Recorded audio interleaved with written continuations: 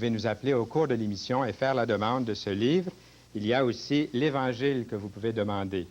C'est gratuit, sans obligation de votre part. Vous pouvez faire la demande de ces livres. Et en même temps, pourquoi ne pas faire connaître aussi vos questions, vos commentaires, vos remarques, vos bons conseils sont toujours appréciés. Et demandez-nous à quel endroit nous avons des études bibliques.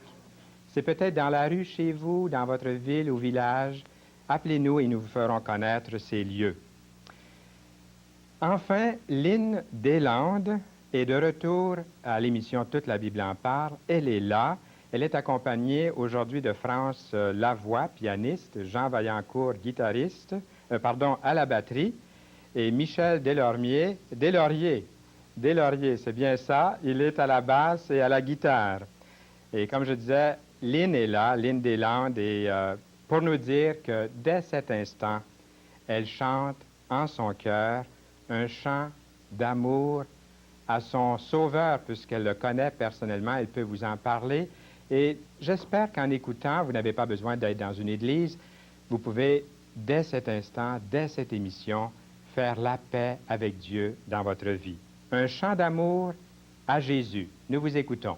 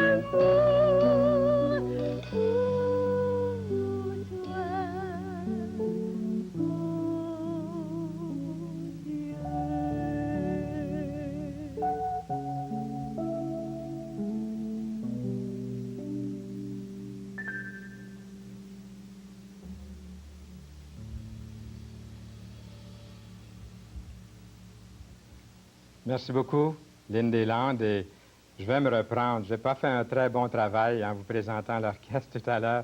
les noms, là, c'est vraiment France Lavoie. C'est elle que vous avez vue au piano. Il y a Jean Vaillancourt à la batterie et Michel Deslauriers. C'est bien ça, à la guitare et à la basse. Merci beaucoup. Ils vont nous revenir dans quelques instants. Ne quittez pas. Et pourquoi ne pas nous appeler tout de suite et faire la demande de la destinée de l'homme et aussi l'Évangile. Appelez-nous. Et maintenant, nous allons nous rendre sur les lieux, dans l'Estrie, à Sherbrooke, à l'Institut biblique Bethel. Et là, nous allons rencontrer Joanne Gagné, qui est en train d'étudier la Bible. Écoutons cette entrevue. Bienvenue, Joanne Gagné, à Toute la Bible en parle. Enfin, nous nous retrouvons ici, dans cette pièce, pour causer quelques instants. Et disons tout de suite à nos amis que ça fait déjà un bon bout de temps que je connais Joanne Gagné. Ça doit faire 19-20 ans, ça. Autant que ça. Tu étais toute petite. Je me souviens à l'Assemblée Maranatha. À Montréal. Oui, au coin de Saint-Zotique et Saint-Denis. Saint-Denis. Alors, s'il y a des gens là qui sont dans ce coin-là, allez voir. C'est une très bonne place. Et puis, il y a de bonnes réunions. Et puis, est-ce que vous avez encore de la parenté qui se réunit là? J'ai un de mes oncles qui... mon grand-père faisait partie d'une équipe qui ont fondé cette église il y a bientôt 30 ans. Ça fait 30 ans ce mois-ci. Monsieur Gagné. Oui. Je me souviens donc de lui. Ça, c'est un homme qui aimait la parole de Dieu. Oui. Je peux comprendre qu'il a une petite fille comme toi. Parce que il avait toujours quelque chose de rafraîchissant à apporter. Il aimait tellement le Seigneur. Est-ce que c'est à cause de lui, un peu, que... Est-ce que tu peux expliquer? Oui, son exemple m'a beaucoup frappée. C'était vraiment un homme qui se nourrissait de la parole de Dieu, qui trouvait des applications à tous les jours dans sa vie et il aimait le transmettre. Ce qu'il lisait dans la Bible, ça le réjouissait tellement et il avait une paix profonde et il le transmettait à tous les gens qu'il rencontrait autour de lui. Et puis, c'est un peu par son entremise. Disons que lui a rencontré le Seigneur il y a plus de 30 ans à peu près. Et mes parents aussi sont devenus chrétiens. Ils ont fréquenté cette assemblée Maranatha.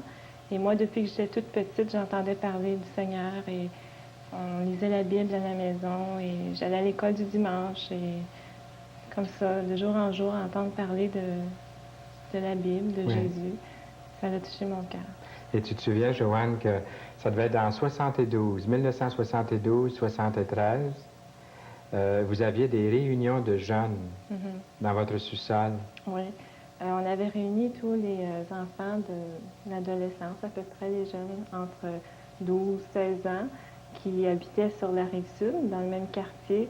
Et puis, on t'invitait pour venir nous apporter un genre de méditation. Avec mes enfants? Oui. On faisait du sport, c'était le samedi soir, à toutes les 2 semaines. On se réunissait pour faire du sport, puis après, on aimait bien chanter, on chantait des petits chœurs. Puis après, on avait un genre de petite méditation où on pouvait trouver un côté pratique déjà à cet âge-là, qu'on pouvait appliquer la Bible dans notre vie, de comprendre le message et l'appliquer à la vie quotidienne de tous les jours, à l'école, avec nos amis. Puis c'est des souvenirs qui me restent. Qui nous marquent. Et puis, c'était beau de voir que les jeunes acceptaient les vieux. Oui. dans leur milieu, c'est vrai? C'est vrai, il y avait vraiment un bon contact, là. Des fois, on était 20-25 jeunes. Autant que ça, oui. Mais parlons un peu de toi maintenant, Joanne. Ta conversion, puisque tu es élevée dans un foyer chrétien, ça s'est passé comment?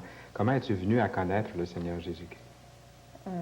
Comme je disais tout à l'heure, en entendant parler de la Bible à tous les jours, je me souviens, vers 8 ans, on avait des devoirs un petit peu à faire pour l'école du dimanche. On se préparait un petit peu pour lire la Bible, puis tout ça. Puis je me suis arrêtée un samedi soir, puis je me suis dit, bien, pourquoi est-ce qu'on va à cette église-là? Qu'est-ce que ça me donne? Puis j'ai vraiment compris que le message de la parole de Dieu, c'était quelque chose qui était aussi pour moi, puis que je pouvais donner ma vie à Jésus parce qu'il voulait notre bien. Oui. Il veut vraiment transformer notre vie nous apporter le bonheur, la paix, qu'est-ce que les gens cherchent aujourd'hui, de plus en plus, toujours. Et c'est seulement à travers ça, je l'avais compris déjà à l'âge de 8 ans. C'est beau, ça. Et puis en grandissant comme ça, j'ai toujours voulu suivre le Seigneur. Je continuais mes études régulièrement comme ça. Je suis allée à l'école secondaire, puis j'ai continué au cégep. J'ai fait un DEC en technique administrative. Puis ensuite, je continuais pour étudier en sciences comptables à l'Université du Québec à Montréal. Je travaillais ensuite dans quelques bureaux à Montréal. Puis maintenant, je suis rendue ici à l'Institut biblique Bethel à Sherbrooke pour étudier la Bible encore. C'est tellement complexe ce que tu viens de nous dire là, mais tu as oublié un petit détail. C'est que ton expertise, ta compétence, à toute la Bible en parle, nous en bénéficions aussi. Oui, ça c'est. Nous avons une bonne trésorière. Je suis contente de pouvoir mettre ce don à votre disposition. Nous louons le Seigneur de tes services, même s'il y a une distance entre Sherbrooke, là où tu étudies, et puis la rive sud de Montréal. Et aussi, il faut mentionner toute la province de Québec, puis même Alberta, Edmonton, toute la Bible en parle, et tout en étant une émission qui répond à plusieurs besoins, elle est également une émission locale, puisqu'il y a ces numéros de téléphone qui paraissent continuellement en bas de l'écran, et les gens du milieu, de la place, de l'endroit sont impliqués. Alors, ce n'est pas une émission qui vient de l'extérieur, c'est vraiment une émission de chez vous. Et c'est un plaisir de travailler en tant qu'équipe. Tu as connu le Seigneur comme sauveur, mais tu le connais aussi comme Seigneur dans ta vie. Oui. Il représente beaucoup le Seigneur pour toi dans ta vie. Pour moi, ce qui m'a frappé aussi au cours de ma vie chrétienne, c'est de réaliser la grandeur de Dieu. Ce Dieu qui a créé l'univers, la terre, dans toute sa complexité, les animaux, une fleur, même l'être humain, comment il peut être complexe aussi. Et de voir que ce grand Dieu-là, il est venu se mettre à notre niveau ici sur la terre et qu'il veut être notre ami. C'est quelque chose qui m'a beaucoup frappé. Comment est-ce que c'est qu'un Dieu qui est vivant, qui est authentique, là, il peut se révéler, il peut agir dans nos vies de tous les jours? Est-ce que tu as des exemples où tu sens dans ta vie qu'il y a des moments où Dieu vraiment, il agit, il est puissant au travers de ta vie? Il y a un verset dans sa parole qui dit que le Saint-Esprit rend témoignage à notre esprit que nous sommes enfants de Dieu. Et lorsqu'on réalise cette relation qu'on a entre père et enfant, on le voit agir dans le sens qu'il fait tout pour que ce soit pour notre bien, comme un père donnerait des bonnes choses à ses enfants aujourd'hui. Ça, c'est un bel exemple. Est-ce que tu as d'autres exemples qui nous démontrent que Dieu est vraiment à l'œuvre? Concrètement, dans ma vie, je l'ai vraiment senti à l'œuvre parce qu'il y a des expériences comme j'ai perdu ma mère à l'âge de 14 ans. Et la première chose qu'on pense souvent, c'est de se révolter ou on ne comprend pas vraiment les choses de la vie. Mais j'ai vraiment fait confiance à Dieu, puis je lui ai demandé de me montrer qu'il était là et qu'il pouvait nous consoler, nous appuyer, nous fortifier. Et il a vraiment agi dans ma vie au travers de ces expériences-là. Dans les études aussi, Dieu est vraiment là pour nous diriger, il nous aide à comprendre, il est vraiment avec nous concrètement. Et la paix que ça donne dans notre cœur de savoir qu'il est là près de nous et qu'il prend soin de nous comme ses enfants et qu'on a de la valeur à ses yeux. Tu as été sauvé, on peut utiliser le mot sauvé, ça veut dire accepter Jésus-Christ comme son Seigneur, comme son Sauveur. Tu as été sauvé, tu es devenu une enfant de Dieu très jeune. Et sûrement que tu as parlé au Seigneur, tu nous l'as dit, puis... Mais quand ta maman est décédée, est-ce qu'il y a eu, pour quelques instants ou quelques moments ou quelques temps, une perte de communication avec lui? Ou si tu as pu continuellement maintenir cette communication? Et si oui, pourquoi crois-tu qu'il est si important de communiquer avec Dieu? Ça fait 2-3 questions dans la même, là. Il y a eu peut-être pas une communication coupée complètement, mais des fois, je comprenais pas ou je me posais des questions. Puis je lui parlais dans le sens, je lui demandais de vraiment me montrer ou de m'aider à accepter ces choses-là. Puis c'est en relisant continuellement le verset qui dit que toute chose concourt au bien de ceux qui aiment Dieu. Et pour moi, ça a été vraiment... j'ai pu vraiment voir que c'est vrai au travers de ces années-là, quand je regarde en arrière, que ces choses-là, le Seigneur s'en est servi pour les tourner à sa gloire et faire ce que je peux faire aujourd'hui. Et j'ai acquis de l'expérience en prenant soin d'une maison et en faisant des choses comme ça. C'est vrai, oui. Tu as dû prendre soin de ta famille. Oui. Tu étais la fille aînée? Non, dans le milieu. Oui. J'ai 2 frères. Alors, c'est la fille, hein? Non, c'est dommage, mais souvent, hein, les gars, ben, ils ont dû aider aussi. Oui, mais, oui. mais la fille, hein? Oui, mais c'est quand même une expérience que je trouve qui a été enrichissante. Et, Sûrement. Tu peux aider d'autres qui passent par des épreuves? oui, je peux comprendre aujourd'hui. J'ai eu l'occasion même de rencontrer des personnes qui vivaient au travers de ces expériences-là et je peux les encourager et leur demander et les encourager de faire confiance à Dieu. Des fois, on ne comprend pas pourquoi Dieu vient chercher une personne. C'est lui qui donne la vie et qui la reprend. Et ça me donne une confiance aussi de savoir que ma mère est auprès du Seigneur. Et ça me stimule aussi à encourager les autres à croire en Dieu, parce qu'après la mort, il y a encore une vie qui continue. C'est très encourageant ce que tu dis là. Quelqu'un vient te trouver à un moment donné, puis il dit, Joanne, ma mère est très malade, ou mon père est décédé, ou mon enfant est atteint d'une maladie sérieuse. Et tu peux réagir à cette sorte de message? Je peux comprendre ses souffrances. Et je pense que dans ce sens-là, on peut avoir une communication. Et quelquefois, n'est-ce pas, qu'on n'a pas besoin de dire grand-chose, mais l'autre personne ressent que tu as dû passer par une expérience douloureuse et ta présence est une grande consolation. Et je sens que déjà, ta sympathie là, se communique à nous, alors que le Seigneur puisse l'utiliser pour ceux qui souffrent, qui passent par des moments difficiles. Tu parlais tout à l'heure de pourquoi c'est si important de communiquer avec Dieu. Oui. Pour moi, c'est encore, je reviens à cette relation avec le Père-Enfant, que cette communication est nécessaire. On a besoin de parler à notre Père et de savoir qu'est-ce qu'il pense, qu'est-ce qu'il veut pour nous. Et ça nous fait du bien de parler à Dieu. Ton père était important dans ta vie, puisque tout à coup ta mère est enlevée, puis il restait ton père. Souvent, on dit que l'image qu'on se fait de Dieu, c'est l'image qu'on avait de son père. Pour toi, tu avais une bonne communication avec ton père terrestre dans la chair, et puis tu as pu transposer sur Dieu. Oui. Un peu, c'est ça. Hein? Le contraire aurait pu être difficile, peut-être. Hein? Quelqu'un qui a un père qui n'est pas à la hauteur, mais tu as un père qui a vraiment bien pris soin de sa famille. Après, c'est important. Qu'est-ce que cela t'apporte de plus, c'est-à-dire la communication?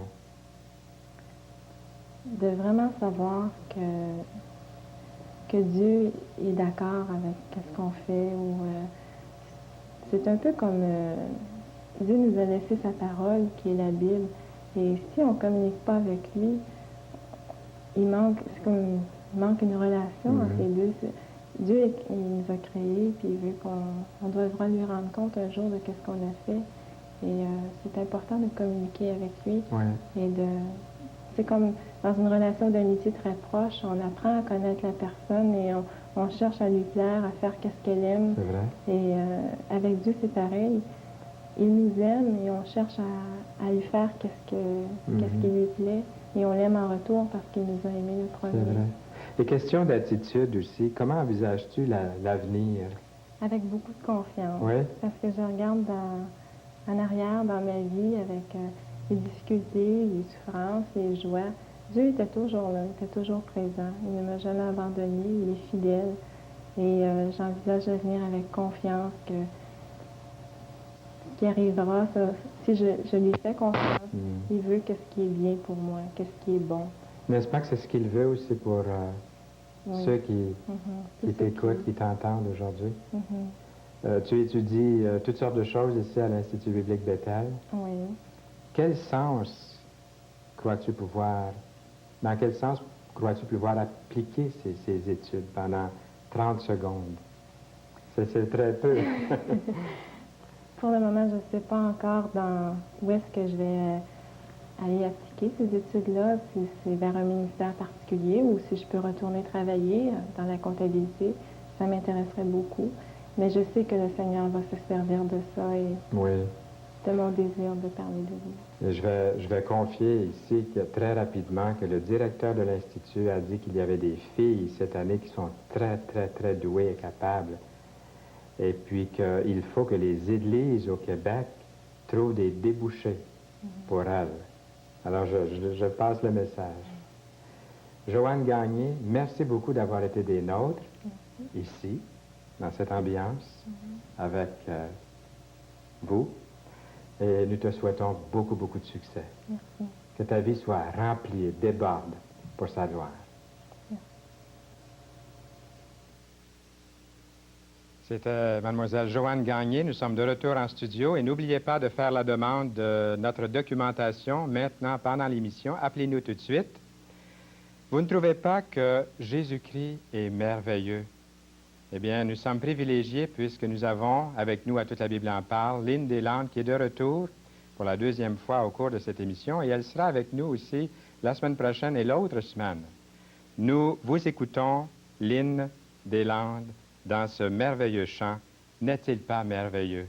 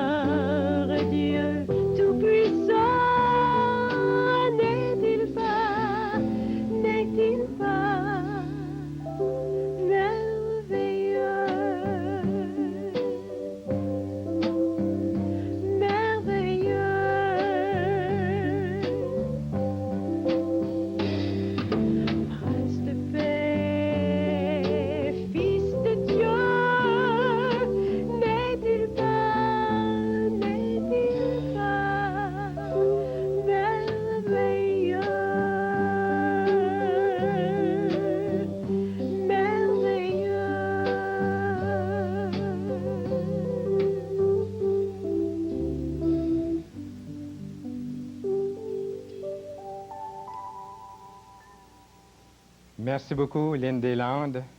Jésus est merveilleux, mais il faut le connaître personnellement pour pouvoir le dire. Pouvez-vous le dire? J'aimerais vous poser la question du début. Ça fait longtemps là qu'on n'a pas posé cette question. Avez-vous une entière confiance en Dieu? J'aimerais changer la question un petit peu. Et si vous n'avez pas appelé, ou même si vous avez appelé, vous pouvez nous recontacter. Pourquoi avez-vous une entière confiance en Dieu? Et aussi, si vous êtes de ceux qui ne se confient pas dans le Seigneur, pourquoi ne pouvez-vous pas mettre une entière confiance en Dieu?